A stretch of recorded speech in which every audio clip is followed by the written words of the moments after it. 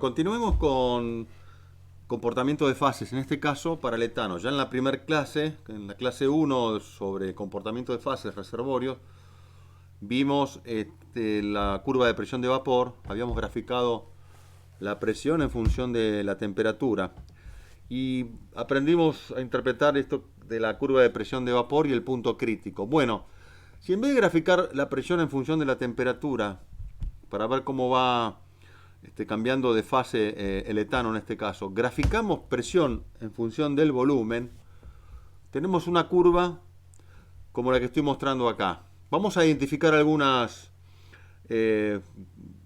partes importantes en esta gráfica. Bueno, los dos ejes coordenados, por supuesto, el vertical, la ordenada, que es la presión, y en el eje horizontal, la abscisa, el volumen en este caso. Estas líneas finitas que yo estoy marcando acá son isotermas, son líneas, curvas, dentro de lo que es la gráfica de presión-volumen. Estos son isotermas. Cualquier evolución que nosotros hagamos a temperatura constante, estamos caminando por esas líneas. Y vamos a poder interpretar qué pasa con la presión a medida que varía el volumen, que es lo que vamos a ver dentro de un ratito. Bueno, así que ahí tenemos isotermas, líneas de igual temperatura. Crece en este sentido. Ahí estoy indicando. Decía que si esto es, no importa, si esto es 150 grados Celsius, esto es 160, por ejemplo, esto es 180, no importa. Tampoco es así porque estamos hablando del etano y no necesariamente corresponde a lo que acabo de escribir. Pero bueno, eso es lo que es importante conocer, que cuanto más arriba nos vamos con esas líneas, estamos hablando de evoluciones a mayores temperaturas.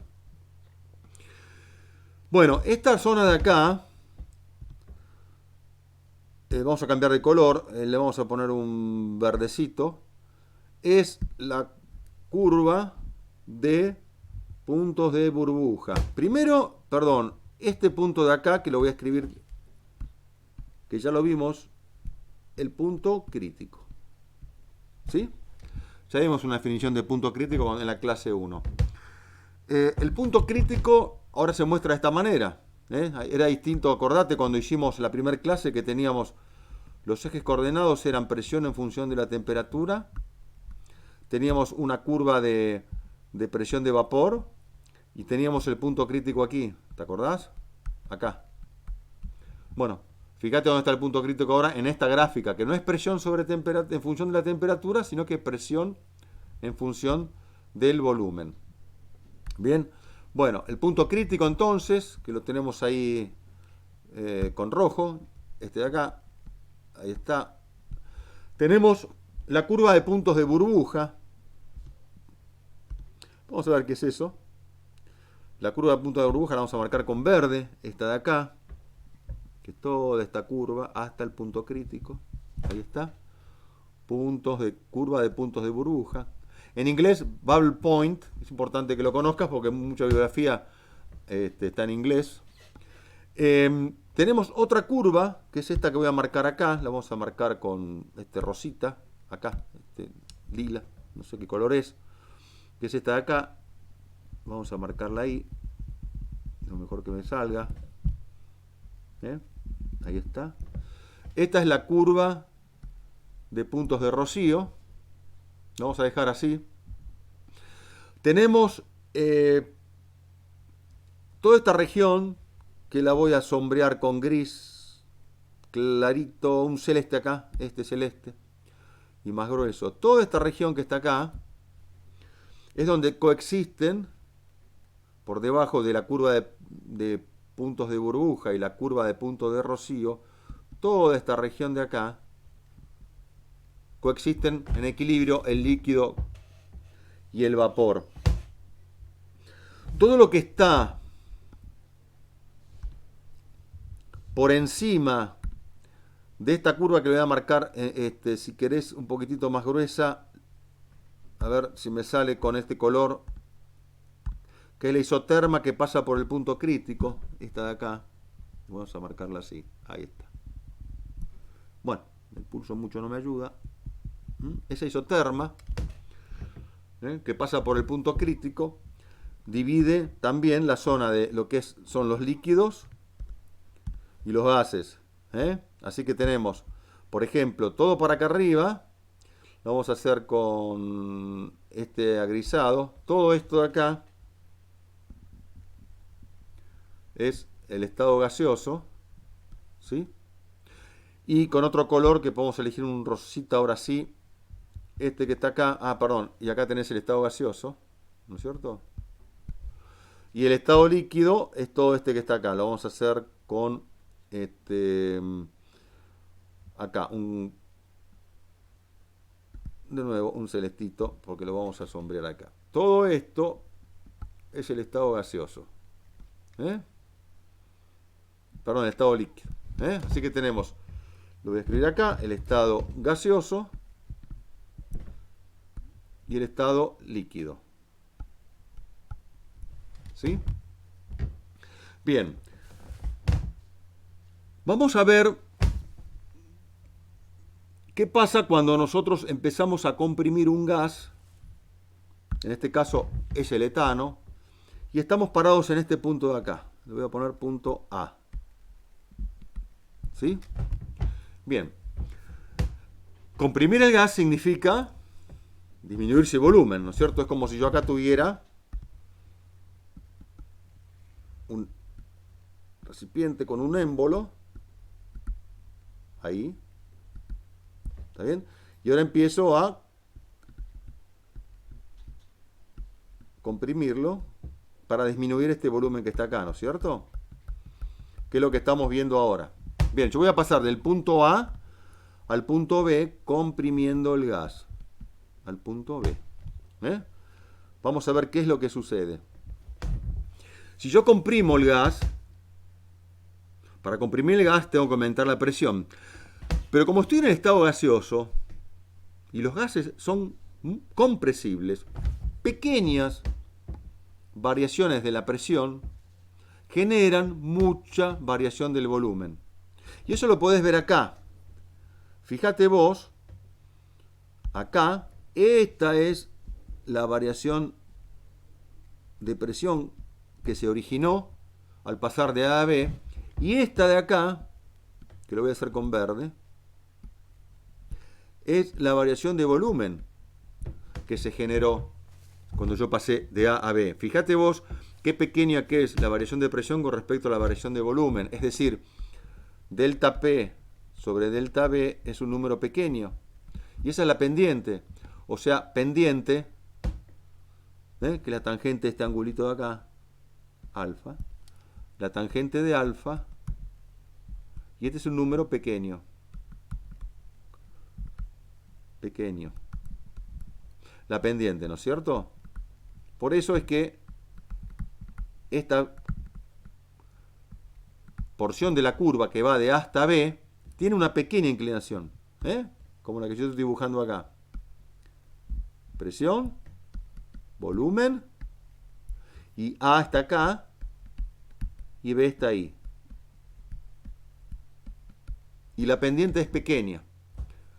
No es una alta pendiente, una pendiente grande como si el B estuviera acá arriba, ¿no es cierto?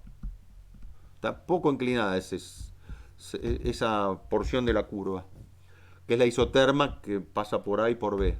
Bien. Bueno, eso es importante saberlo porque después vamos a ver del otro lado de la curva lo que está pasando.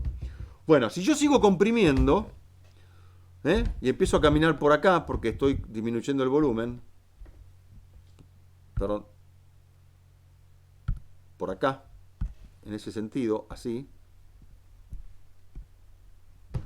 empiezo a disminuir el volumen porque sigo comprimiendo el gas, y fíjate que vos que vamos a notar que la presión no varía. Y vos dirás, ¿pero qué es lo que está pasando? Bueno, en el punto B hemos alcanzado la curva de puntos de rocío. Es decir, ahí se forma la primer gotita de gas que empieza a condensar. Por lo tanto, ese punto B corresponde a la curva de puntos de rocío. Y mientras avanzamos de B hacia, vamos a poner acá C, mientras avanzamos de B hasta C, cada vez condensa más gas, cada vez se forma más líquido. ¿Está bien? Pero mientras haya gas y líquido coexistiendo en equilibrio, como esto es esa zona celestita que yo marqué recién, que queda por debajo de la envolvente S entre la curva de puntos de burbuja, la verde, y la curva de puntos de Roussillon, la rosa, mientras estemos caminando por ahí a temperatura constante, la presión no va a variar. Experimental y teórico también se puede demostrar. No es alcance de este curso hacerlo. Bien, cuando llegamos al punto C, todo el gas condensó. Fíjate vos que si hiciéramos el camino inverso y viniéramos bajando por C, lo voy a dibujar acá una línea roja arriba del C, ¿la ves ahí? Sería líquido que cuando llego a las condiciones del punto C, caigo en la curva de puntos de burbuja y sería el líquido que aparece la primera burbuja de gas. ¿Está bien? Y haciendo el camino contrario, de B hasta C, lo que aparece en el gas termina, digamos, de condensar todo el gas. Aparece la primer gotita en el punto B. Y así de B a C cada vez hay más líquido y menos gas coexistiendo en equilibrio. Pero están coexistiendo en equilibrio. Entre B y C, la presión se mantiene constante. Una vez que estoy en C y sigo comprimiendo, voy a sacar esta flechita de acá para que no nos confunda, y sigo comprimiendo, es decir, que yo me mando evolucionando isotérmicamente, porque me voy manejando por esa curva de esa isoterma que va por A, B y C, y sigo comprimiendo, fíjate qué pendiente que tiene la curva ahora, esa isoterma. ¿La ves? Ya no es como la otra, de entre A y B, sino que es muy pronunciada. Suponete que si yo acá tuviera el punto D, y grafico esa porción de la curva, acá, voy a hacerlo acá, presión, y acá pongo volumen. Fíjate que de A hasta B era muy poca pendiente, después se mantuvo paralela al eje del volumen, y ahora la pendiente es muy elevada. ¿Te das cuenta? ¿Qué pendiente grande? Comparás este ángulo contra este. Mucho mayor. ¿Y eso por qué crees vos que es? Bueno, porque en este caso, a diferencia de lo que había pasado antes, si yo voy de C a D, vos fijate, y lo voy a dibujar acá con verde, acá abajo, qué poquito cambió el volumen. ¿Lo ves? Al delta B ahí. ¿Y cuánto varió la presión? Todo esto. Es decir, ya no es como antes, fíjate acá a la derecha, que la tangente del ángulo era pequeño porque el número era pequeño. Acá cuando yo haga delta P, o solo con rojo, en este nuevo caso, sobre delta B, que es la tangente de ese ángulo también, llámalo como quieras, este es un número grande, porque es muy grande la variación de presión y muy pequeña la variación de volumen. Es decir, yo tengo que aplicar un montón de presión, mucha presión, para conseguir pequeñas variaciones de volumen, porque estoy comprimiendo un líquido y los líquidos son incompresibles. De ahí que esa pendiente, esa curva esté mucho más vertical, si lo querés decir así, que la que iba de A hasta B. ¿Está bien? Fíjate ahora lo siguiente. Voy a borrar acá, si por la duda que tenga que escribir algo. Voy a borrar acá. Así que ahí supongo que entendiste por qué tiene pendientes distintas, ¿no? Muy bien. Voy a borrar acá también, que esto queda medio sucio acá. Ahí está. Bueno.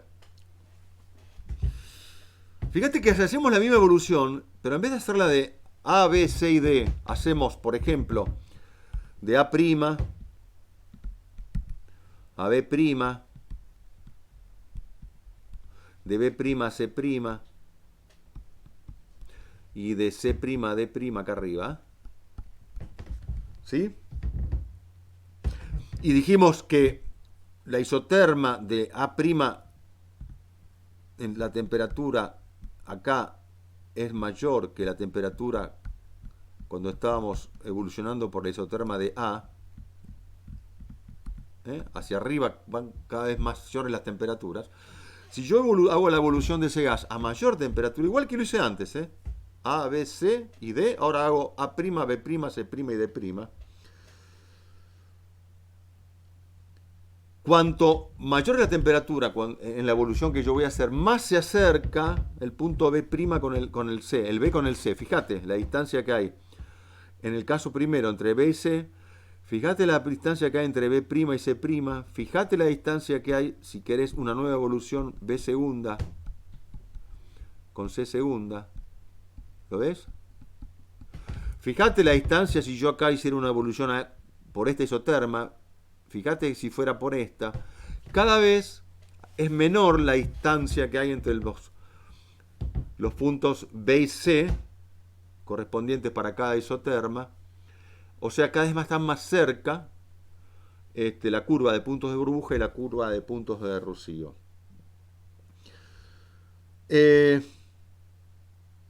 Hay una curva o una isoterma, que es esta que yo marqué acá, muy mal dibujada, esta de acá, que es la que justo pasa por el punto crítico, y donde las dos curvas, la de punto de burbuja y la curva de punto de rocío, coinciden. Ese es el punto crítico, que lo habíamos visto de la otra forma cuando graficamos, te repito, en la clase número 1, presión en función de la temperatura. Ahí tenemos la curva de presión de vapor y este era nuestro punto crítico, ¿se acuerdan? Bueno, fíjate ahora. Esta es otra curva, es presión en función del volumen. Ese es el punto crítico. Fíjate también que si yo evoluciono por otra isoterma mayor que todavía la que corresponde al punto crítico, por ejemplo, esta que te estoy marcando acá, ¿la ves ahí arriba? O sea, si yo me muevo así, partiendo de este punto de acá, A, y evoluciono así, nunca voy a ver cambio de estado del gas pasando a líquido. No estoy tocando la curva de puntos de rocío. ¿Está bien? Bien. Así que por encima de esa temperatura, que sería la temperatura crítica, esta, temperatura crítica, y este sería el volumen crítico, y aquella sería la presión crítica, por encima de esa temperatura no puedo observar cambio de fase. Y a medida que aumenta la temperatura, si yo sigo a temperaturas muy elevadas, esas curvas van tomando formas de una isoterma. Una hipérbola equilátera. Una hipérbola equilátera porque ya a altísimas temperaturas los gases se comportan como gases ideales. Gases ideales que siguen la ley presión por volumen igual constante.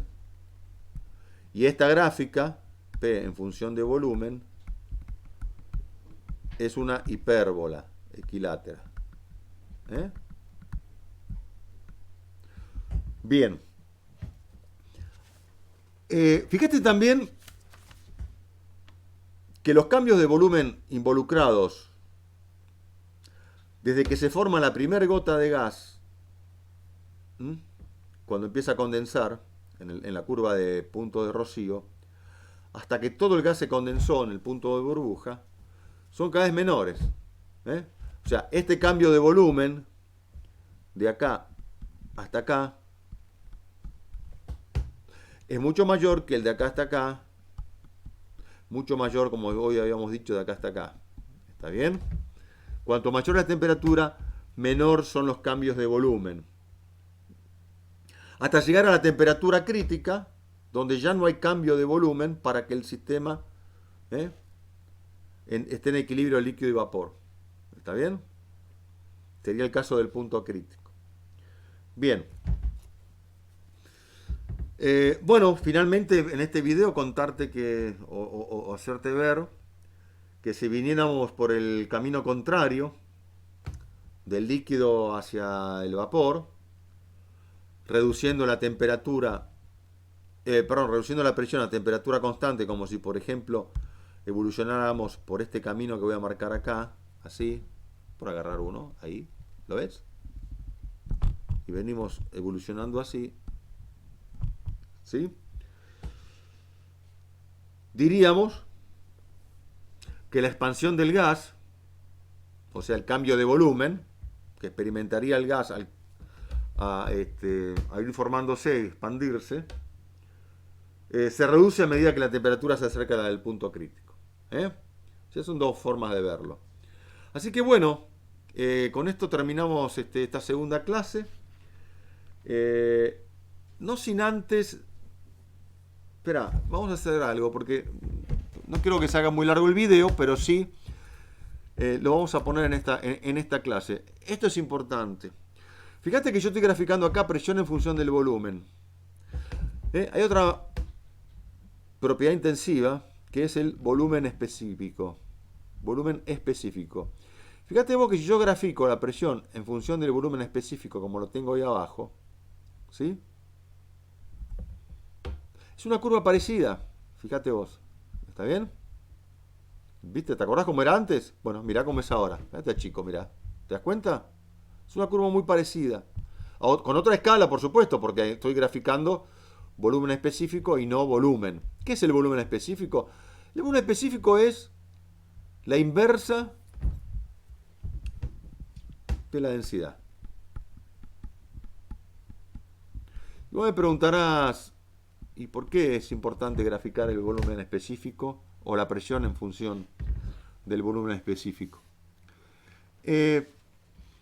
Porque da mucha información acerca de cómo es la composición de ese, digamos, cómo están distribuidos entre el líquido y el vapor en masa una cantidad determinada, en este caso de etano, ¿no es cierto?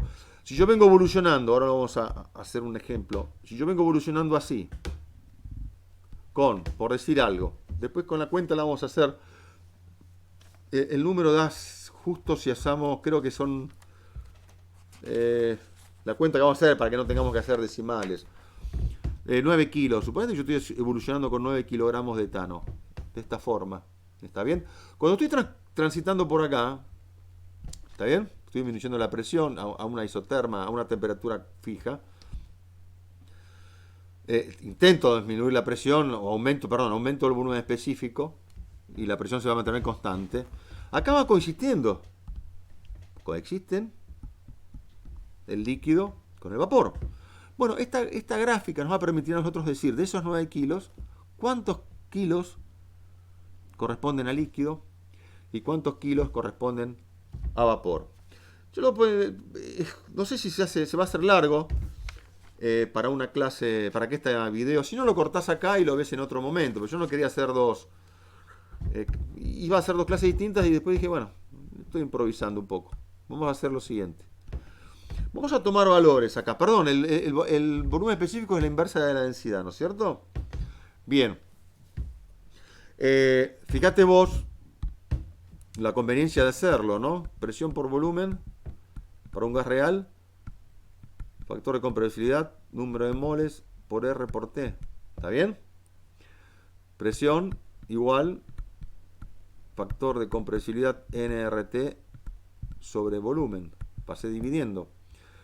Pero al número de moles lo puedo escribir como masa sobre peso molecular. ¿Está bien? Dividido el volumen. Y masa sobre volumen es densidad acá. Así que me queda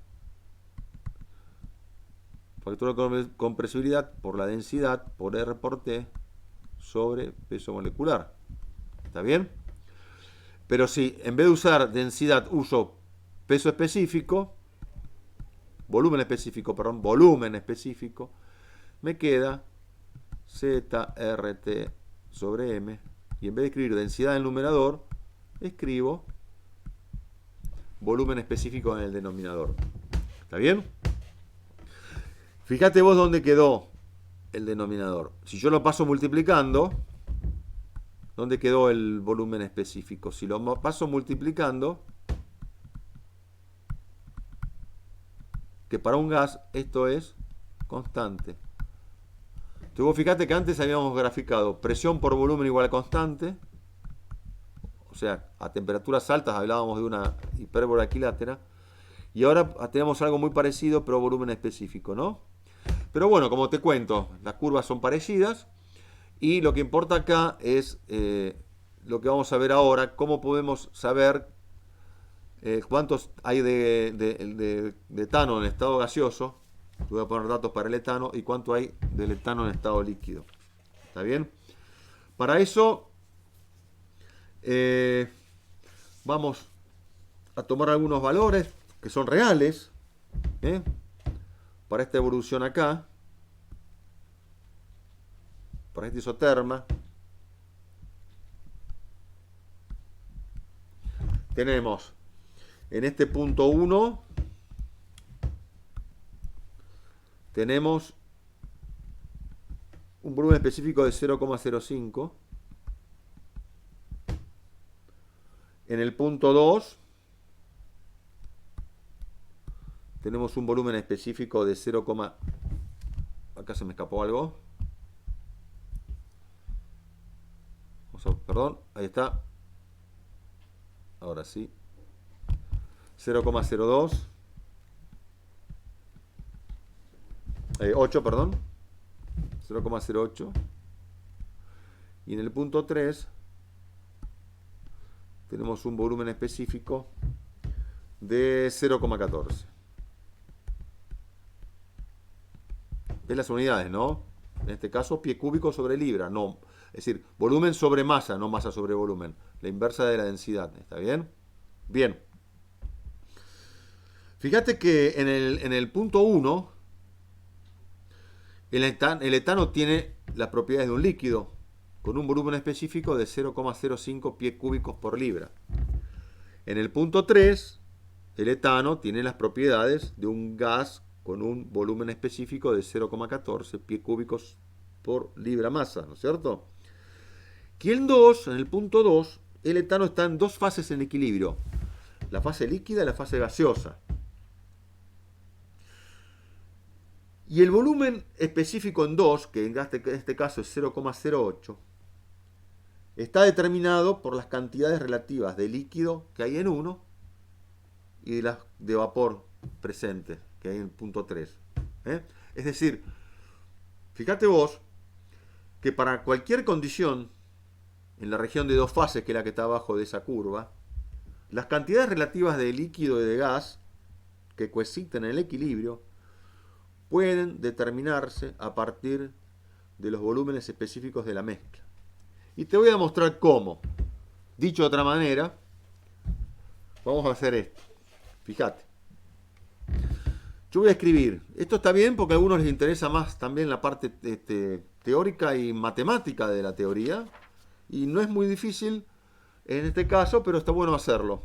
El que no quiere seguir adelante, corta acá y listo, según el nivel de estudios que quiera. Fíjate vos que si yo multiplico el volumen de la mezcla, lo voy a llamar así, específico, ¿no? De la mezcla, lo multiplico por la masa de la mezcla,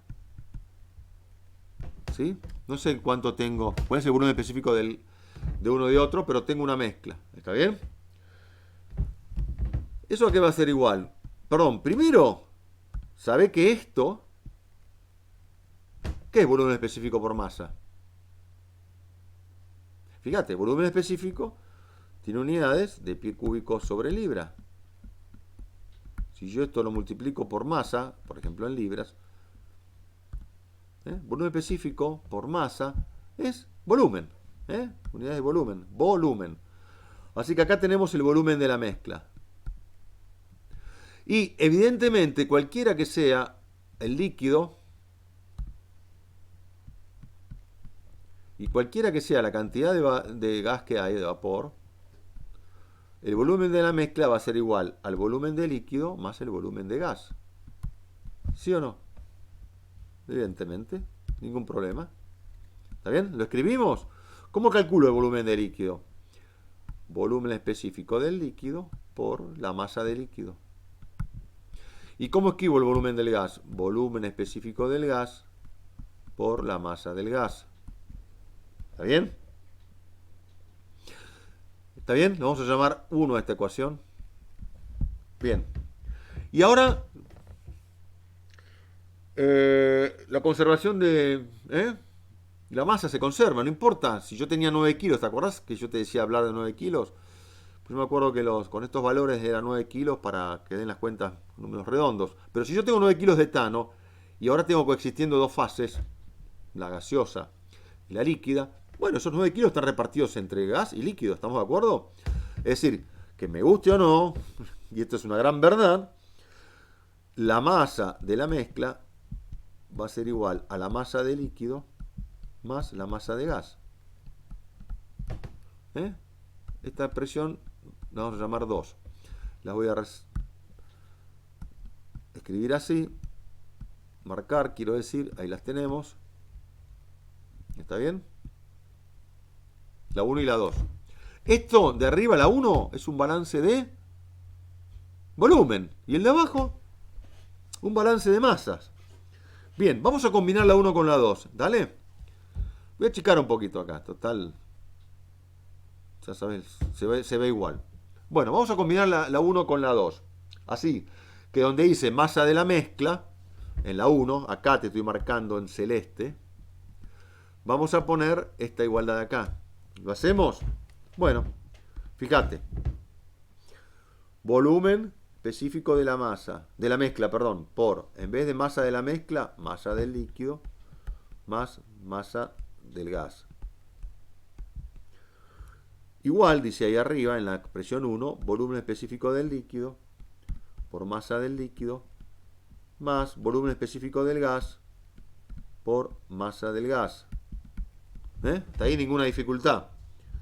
Vamos a hacer distributiva en este lado de la igualdad del producto con respecto a la suma, ¿sí? Y nos queda volumen específico de la mezcla por la masa del líquido más volumen específico de la mezcla por la masa de gas. Todo el segundo, lo que está del lado derecho de la igualdad lo voy a pasar restando, igual va a 0. Para operar después acá agrupando. Menos volumen específico del líquido por masa del líquido, menos volumen específico del gas por masa del gas, igual a 0. O sea, todo esto que estaba acá, lo pasé restando para la izquierda. ¿Está bien? Bien. Sigamos. Vamos a sacar factor común, masa del líquido. Es decir, acá tengo masa del líquido y acá tengo masa del líquido. ¿Está bien? Acá tengo 4 términos, ¿no es cierto? Separados por los signos más o signos menos. Bueno, el primer término tengo masa del líquido, en el tercero también. Así que tengo masa del líquido, factor común de volumen específico de la muestra, de la mezcla, menos volumen específico del líquido. Y ahora voy a sacar factor común, porque en estos dos términos que estoy marcando con celeste tengo masa del gas, factor común masa del gas. Pero lo voy a sacar con signo negativo, después repasalo, si te confundís, porque me conviene para la expresión final. Masa del gas, factor común de. Si puse el número negativo, el cuarto término es el que va positivo. Menos con menos va a ser más. Así que tengo volumen específico del gas menos volumen específico de la mezcla. ¿Está bien? Y esto es igual a 0. Es lo mismo que arriba, pero factoreé. Saqué factor común, masa de líquido y masa de gas, agrupando de a dos los cuatro términos. Bien, repasalo en todo caso si no entendiste cómo es eso, si te perdiste. Vamos a pasar este término, ahora tengo dos términos, ¿no es cierto? Este es el único signo más o menos que aparece separándolos. Así que tengo dos términos. Vamos a pasar para la derecha. Entonces me queda masa del líquido por volumen específico de la masa menos volumen específico del líquido igual masa del gas por volumen específico del gas menos volumen específico de la masa. ¿Sí? Y ahora, si yo paso dividiendo masa de gas para acá y escribo masa de líquido sobre masa de gas igual a volumen específico del gas menos volumen específico de la masa, que lo tenía de la derecha, y pasó dividiendo volumen específico de la masa menos volumen específico del líquido. ¿Está bien? Y ahí tengo una expresión matemática que me permite calcular la cantidad relativa en masa que hay de uno y otro, de líquido contra gas. Esta división que estoy marcando acá en celeste no me dice cuánto hay de uno y de otro. Me dice cuál es la relación entre uno y otro. Es distinto, ¿no? Suponete que si en este caso yo tuviera 10 kilos de gas, de líquido, perdón, y 2 kilos de gas, cuando hago 10 sobre 2 me da 5:1. Las unidades se van. Y 10 y 2 es 5. Es decir, yo tengo 5 veces más masa de líquido que de gas, si fuera el caso. Bueno, pero vamos a ver qué utilidad es, qué útil que es tener graficado la presión en función del volumen específico, porque estos datos que yo acabo de inventar en realidad lo podemos calcular perfectamente, suponiendo que, por ejemplo, tenemos etano, en este caso, 9 kilos. ¿Sí? ¿Está bien? Bien. Fíjate vos, si hacemos esta cuenta, nos da la masa del líquido dividido la masa del gas es igual a... ¿Cuál es el volumen específico del gas? Acá lo tengo. 0,14. ¿Está bien? Estoy parado ahí, en el punto 3. 0,14. Las unidades son pie cúbico en el numerador sobre el libra masa y en el denominador también, así que no las voy a escribir. Menos, ¿cuál es el volumen específico de la mezcla? En ese punto 2 que yo puse era 0,08. ¿Lo ves acá? Bueno, 0,08. Pongamos 0,08. Dividido el volumen de la mezcla, específico de la mezcla, que es 0,08, menos el volumen específico del líquido. ¿Y cuál es el volumen específico del líquido? 0,05. ¿Está bien? Bueno, a veces se pianta 0,05. Si hacemos esta cuenta, te va a dar 0,06 dividido 0,03, o sea, 2:1. 2 dividido 1. ¿Qué quiere decir eso? Que el doble, que la masa de líquido es el doble que la masa de gas en ese punto 2 que yo marqué ahí arriba, en este punto de acá. En un punto por acá, que marco en verde, será otra de la historia. Tengo que conocer el volumen específico acá, y ya con eso, conociendo el del líquido y el de gas, puedo calcular la relación que hay entre masa de líquido y masa de gas. Bueno, yo sé que es el doble, bueno, pero 4 es el doble de 2, 16 es el doble de 8, 50 es el doble de 25. Bueno, yo quiero saber ahora cuánta masa de líquido tengo y cuánta masa de gas. Para lo cual, ahora sí uso este dato, que en total tengo 9 kilos. ¿Está bien? Entonces, si en total tengo 9 kilos, tengo que el doble, si lo querés plantear como una ecuación matemática, la masa de líquido más la masa del gas es igual a 9. ¿Está bien? Kilos. ¿Y la otra cuál es? Que la masa del líquido es 2 veces la masa del gas, ¿sí o no? Acá lo dice. 2-1 la relación. Bueno, resolve esto, si querés. Si no lo pensamos de otra manera, pero vamos a hacerlo bien matemáticamente. Reemplazo más masa del líquido arriba, ¿dale? Esta es presión 1 y presión 2. Bueno, vamos a reemplazar 2 en 1. Entonces, en vez de masa de líquido, escribo 2 veces la masa del gas más masa del gas, dice ahí en la expresión 1, igual a 9. O sea, 3 veces la masa de gas igual a 9. O sea que la masa de gas es de 9 dividido 3 kilogramos. ¿Está bien? Y si la masa de gas es 3 kilogramos, ¿cuánto es la masa de líquido? Puedo mirar la ecuación 2, que es 2 veces 3 kilogramos. Y si no, si querés, 9 menos 3. Pero bueno, masa de líquido es igual a 2 veces, para hacer honor a esta expresión matemática de relación entre uno y otro, que es 2-1, 2 veces 3 kilos. O si no, miramos la ecuación 2. O sea que la masa de líquido es 2 por 3, 6 kilogramos. Entonces, en el punto 2 yo tengo de esos 9 kilos, esto suma 6 más 3, 9, masa de la mezcla, igual a 6 más 3, 9 kilos. En el punto este de acá,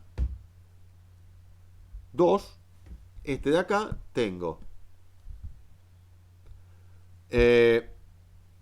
de los 9 kilos de etano, tengo 3 kilos que están en estado gaseoso y 6 kilos que están en estado líquido. ¿Sí? Bueno, de ahí la conveniencia de usar esta gráfica de presión en función del volumen específico. Bueno, espero que te haya gustado, compartilo si crees que le puede ser útil a alguno de tus compañeros y nos vemos en la próxima clase.